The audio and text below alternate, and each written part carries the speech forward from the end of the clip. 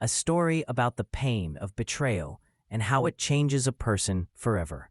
I never thought I'd become the kind of man who opens his soul so honestly and openly about something so personal and painful.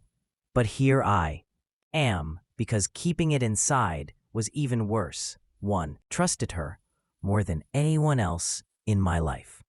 And that trust was everything to me. The foundation of all my plans, all my hopes.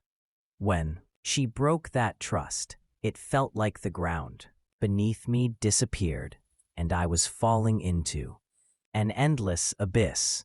At first, I couldn't believe it. How could she? Why did she do it?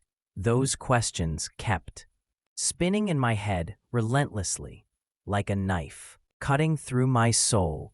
I searched for signs, answers, anything that would make sense of this chaotic situation. But the more I searched, the more lost I felt.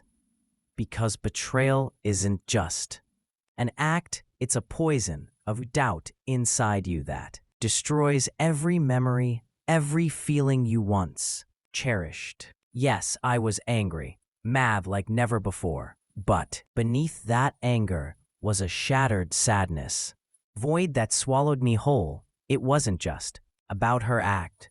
It was about what it meant to me. The realization that the person I loved, who was in the deepest corners of my life, could hurt me so deeply, made me question everything.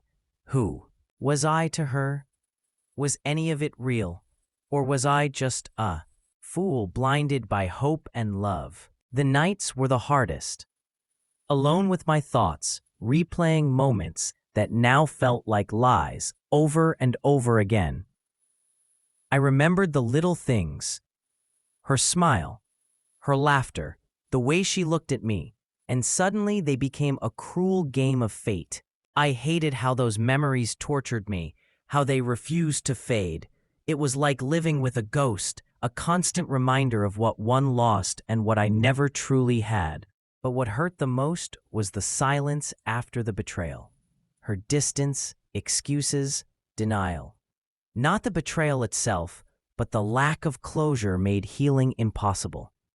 I wanted to scream, to demand answers, but all I got was emptiness. And that emptiness filled the space between us until there was nothing left. I tried to understand her reasons. Was it money, freedom, someone else? Maybe all of T.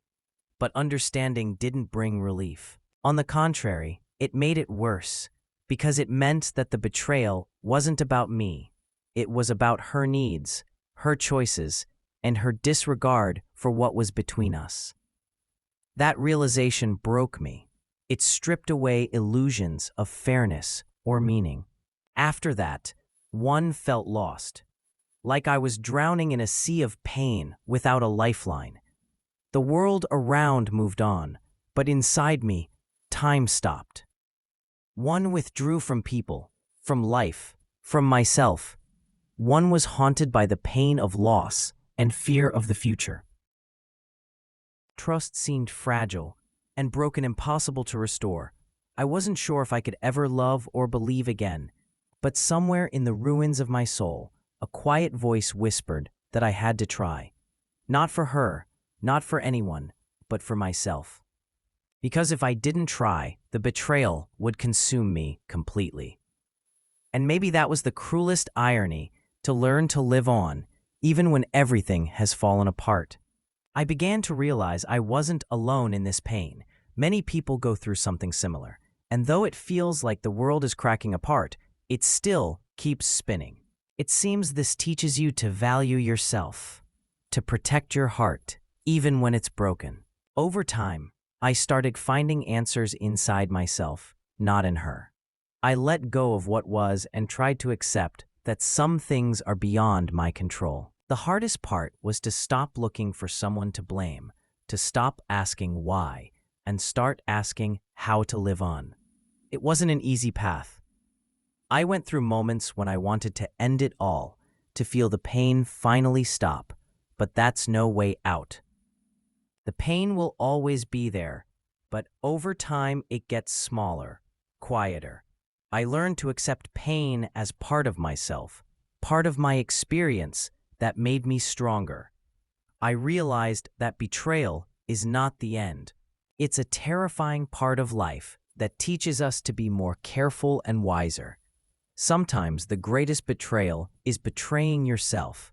When you refuse to see the truth or live in illusions, I allowed myself to cringe. I didn't become perfect, nor did I seek forgiveness from her or anyone else. I sought forgiveness from myself.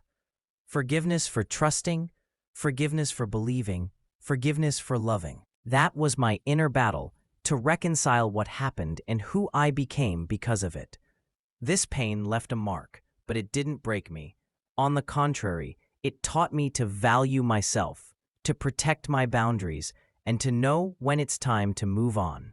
I realized true strength isn't about never falling, but about getting up ever when it feels impossible. Now, I don't hold grudges. I don't live in the past. I live in the present and learn to trust again. First myself, then the world. This story isn't just about one person's betrayal. It's about how we lose and find ourselves again, and about how even after the darkest night, dawn always comes.